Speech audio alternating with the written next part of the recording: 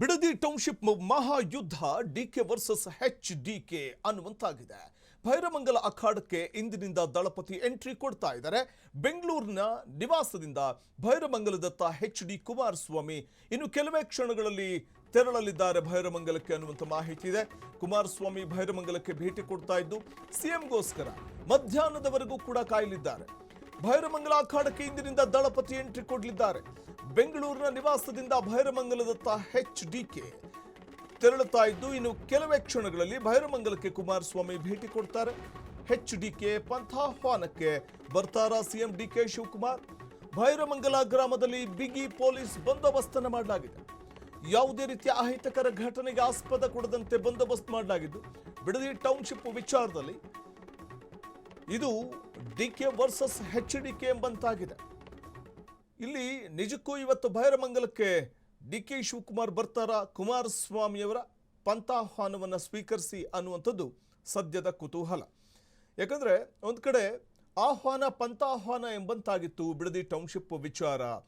ಇದಕ್ಕೆ ಕುಮಾರಸ್ವಾಮಿಯವರೇ ನೀವು 4-5 ಜನದ ಜೊತೆ ವಿಧಾನಸೌಧಕ್ಕೆ ಬನ್ನಿ ಅಂತ DK ಶಿವಕುಮಾರ್ ಅವರು ಆಹ್ವಾನವನ್ನು ಕೊಟ್ಟಿದ್ರು, ಮುಖ್ಯಮಂತ್ರಿಗಳ ಆಹ್ವಾನ ಕೊಟ್ಟಿದ್ರು.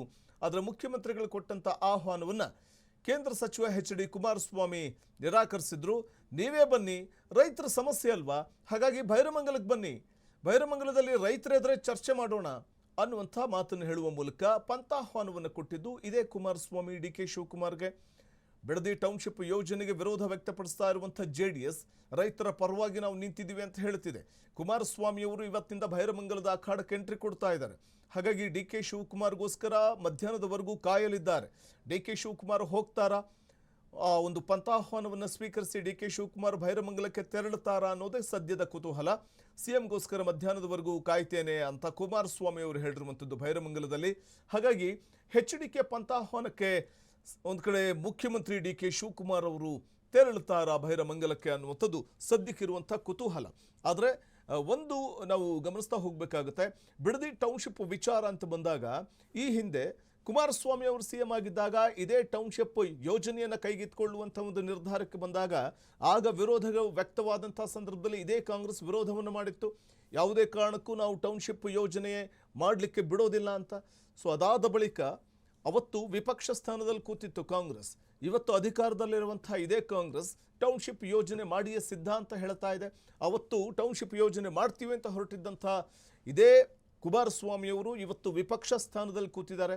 ಆದರೆ ಇವತ್ತು ಟೌನ್ಶಿಪ್ ಯೋಜನೆಗೆ ವಿರೋಧ ವ್ಯಕ್ತ ಮಾಡ್ತಾ ಇದ್ದಾರೆ. ಇದೆಲ್ಲವೂ ನೋಡಿದಾಗ ಕಾಲಕ್ಕೆ ತಕ್ಕಂತೆ ಈ ಒಂದು ಪ್ರತಿಕ್ರಿಯೆಗಳನ್ನು ಕೊಡುವಂಥದ್ದು ಇದೆಲ್ಲವೂ ಕೂಡ ರಾಜಕೀಯ ಗಿಮಿಕ್ಕ.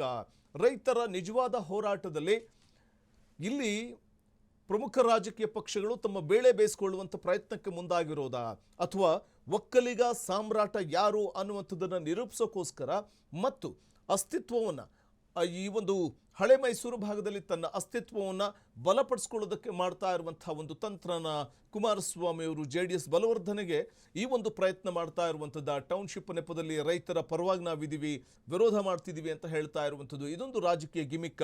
ಇದು ಒಂದು ರೀತಿಯಲ್ಲಿ ಸದ್ಯಕ್ಕೆ ಕಾಡ್ತಾ ಇರುವಂಥ ಕುತೂಹಲದ ಪ್ರಶ್ನೆ. ಮತ್ತೊಂದು ಕಡೆ ವಿಪಕ್ಷಗಳ ವಿರೋಧವಿದ್ರೂ ಕೂಡ ಜಾರಿಗೆ ಸರ್ಕಾರ ಸಿದ್ಧತೆ ಮಾಡ್ತಾ ಇದೆ.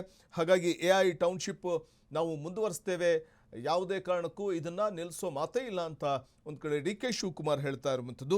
ಮತ್ತೊಂದು ಕಡೆ ಈ ಎಲ್ಲ ಬೆಳವಣಿಗೆ ನಡುವೆ ವಿಪಕ್ಷಗಳಾದ BJP ಮತ್ತು JDS ವಿರೋಧ ವ್ಯಕ್ತ ಮಾಡ್ತಾ ಇರುವಂಥ ಒಂದು ವಿಚಾರವನ್ನೇ ಮುಂದಿಟ್ಕೊಂಡು ಮಾಸ್ಟರ್ ಪ್ಲಾನ್ ಮಾಡ್ತಾ ಇರುವಂಥ DK ಶಿವಕುಮಾರ್ ಈ ಸಂಬಂಧ JDS ಮತ್ತು BJP ವಿರುದ್ಧ ಮೋದಿಗೆ ಪತ್ರವನ್ನು ಬರೆಯೋದಕ್ಕೂ ಕೂಡ ಚಿಂತನೆಯನ್ನು ಮಾಡ್ತಾ ಇದ್ದಾರೆ. ಮೋದಿಗೆ ಪತ್ರ ಬರೆದು ದೂರೋದಕ್ಕೆ ಚಿಂತನೆಯನ್ನು DK ಶಿವಕುಮಾರ್ ಮಾಡ್ತಾ ಇರುವಂಥದ್ದು. ಈ ಎಲ್ಲ ಬೆಳವಣಿಗೆ ನಡುವೆ ರೈತರ ಒಂದು ಹೋರಾಟ, ಅದರ ನಡುವೆ ಒಂದೊಂದೇ ಪಂಚಾಯಿತಿಗೆ ಅಧಿಸೂಚನೆ ಹೊರಡಿಸೋದಕ್ಕೂ ಕೂಡ ತೀರ್ಮಾನವನ್ನು ಸರ್ಕಾರ ತೆಗೆದುಕೊಳ್ತಾ ಇದೆ.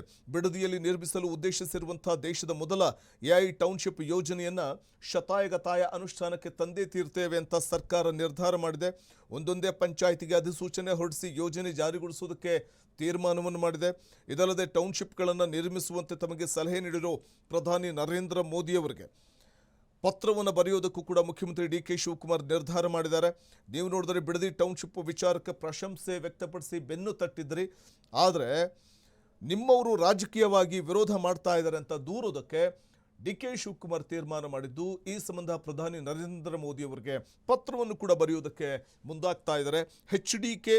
ಮುಖ್ಯಮಂತ್ರಿಯಾಗಿದ್ದಾಗಲೇ ಬಿಡದಿ, ಸೋಲೂರು, ಸಾತನೂರು, ನಂದಗುಡಿ ಸೇರಿದಂತೆ 5 ಉಪನಗರ ಯೋಜನೆ ಮಾಡಬೇಕು ಅಂತ ಸ್ವಾಧೀನಕ್ಕೆ ಅಧಿಸೂಚನೆ ಹೊರಡಿಸಿದ್ರು.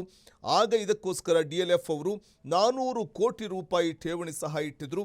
ಬಳಿಕ ಈ ಯೋಜನೆ ಜಾರಿ ಮಾಡಲಿಲ್ಲ ಕುಮಾರಸ್ವಾಮಿ ಅವರು. ಕಾರಣ ತೀವ್ರ ವಿರೋಧ ವ್ಯಕ್ತವಾಗಿದ್ದರಿಂದ ಎಚ್.ಡಿ. ಕುಮಾರಸ್ವಾಮಿ ಅವರು ಜಮೀನನ್ನ ಅಧಿಸೂಚನೆಯಿಂದ ಕೈ ಬಿಡೋದಕ್ಕೆ ಅಧಿಸೂಚನೆ ಕೈ ಬಿಡೋದಕ್ಕೆ ಡಿನೋಟಿಫೈ ಮಾಡಲಿಲ್ಲ. ಸೊ ಈ ಎಲ್ಲ ಬೆಳವಣಿಗೆ ನಡುವೆ ಈಗ ಇದಕ್ಕೆ ವಿರೋಧವನ್ನು ಕುಮಾರಸ್ವಾಮಿ ಅವರು ಮಾಡ್ತಾ ಇದ್ದಾರೆ ಅಂತಂದಾಗ ಸಹಜವಾಗಿಯೇ ಇದೊಂದು ರಾಜಕೀಯ ಗಿಮಿಕ್ ಆಗಿದೆ ಅನ್ನುವಂಥ ಮಾತುಗಳು ಕೇಳಿಬರ್ತಾ ಇರುವಂತಹ ಸಂದರ್ಭದಲ್ಲೇ ಪ್ರಧಾನಿ ನರೇಂದ್ರ ಮೋದಿ ಅವರಿಗೆ ಪತ್ರವನ್ನು ಬರೆಯುವಂಥ ಒಂದು ನಿರ್ಧಾರಕ್ಕೆ ಬರುವ ಸಾಧ್ಯತೆ ಇದೆ ಡಿ.ಕೆ. ಶಿವಕುಮಾರ್ ಅವರು ಮುಖ್ಯಮಂತ್ರಿಗಳು. ಏಕೆಂದರೆ ಬಿಡದಿ ಟೌನ್ಶಿಪ್ ಯೋಜನೆ ವಿಚಾರವಾಗಿ ನೀವೇ ಬೆನ್ನು ತಟ್ಟಿದ್ರಿ, ನೀವೇ ಇದಕ್ಕೆ ಒಂದು ರೀತಿಯಲ್ಲಿ ಟೌನ್ಶಿಪ್ ಯೋಜನೆ ಮಾಡುವಂಥ ಒಂದು ವಿಚಾರದಲ್ಲಿ ಪ್ರಶಂಸೆಯನ್ನು ವ್ಯಕ್ತಪಡಿಸಿದ್ರಿ. ಈಗ ನಿಮ್ಮವರೇ ಬಿಡ್ತಾ ಇಲ್ಲ. NDA ಮೈತ್ರಿಕೂಟದ ಪಕ್ಷವಾಗಿರುವಂಥ JDS ಮತ್ತು BJP ಇದರ ವಿರುದ್ಧ ನಿಂತಿವೆ. ಹೀಗಾದರೆ ಟೌನ್ಶಿಪ್ ಯೋಜನೆ ಜಾರಿ ಹೇಗೆ ಅಂತ ದೂರನ್ನು ನೀಡಲಿಕ್ಕೆ ಚಿಂತನೆ ನಡೆಸಿರುವಂಥದ್ದು ಮುಖ್ಯಮಂತ್ರಿ ಡಿ.ಕೆ. ಶಿವಕುಮಾರ್ ಅವರು. ಇದೆಲ್ಲ ಬೆಳವಣಿಗೆ ನಡುವೆ ಯಾವುದೇ ಕಾರಣಕ್ಕೂ ನೋಡಿ, ನಾವು ಅಲ್ಲಿ ಗಮನಿಸ್ತಾ ಹೋಗ್ಬೋದು. ಒಂದು ಕಡೆ ಒಂದಷ್ಟು ಮಂದಿ ರೈತರು ನಮ್ಮ ಭೂಮಿ ನಮ್ಮ ಹಕ್ಕು ಬೇಕೇ ಬೇಕು, ಟೌನ್ಶಿಪ್ ಎರಡೂ ಕೂಡ ಇದೆ ನೋಡಿ. ಅಲ್ಲಿ ನಮ್ಮ ಭೂಮಿ ನಮ್ಮ ಹಕ್ಕು ಬೇಕೇ ಬೇಕು ಟೌನ್ಶಿಪ್ ಅಂತ ಒಂದು ರೈತ ಗುಂಪು ಹೇಳ್ತಾ ಇದ್ರೆ, ಮತ್ತೊಂದು ರೈತ ಗುಂಪು ಇದಕ್ಕೆ ವಿರೋಧವನ್ನು ವ್ಯಕ್ತಪಡಿಸ್ತಾ ಇರುವಂಥದ್ದು ನಾವು ಗಮನಿಸ್ತಾ ಹೋಗಬಹುದಾಗಿದೆ.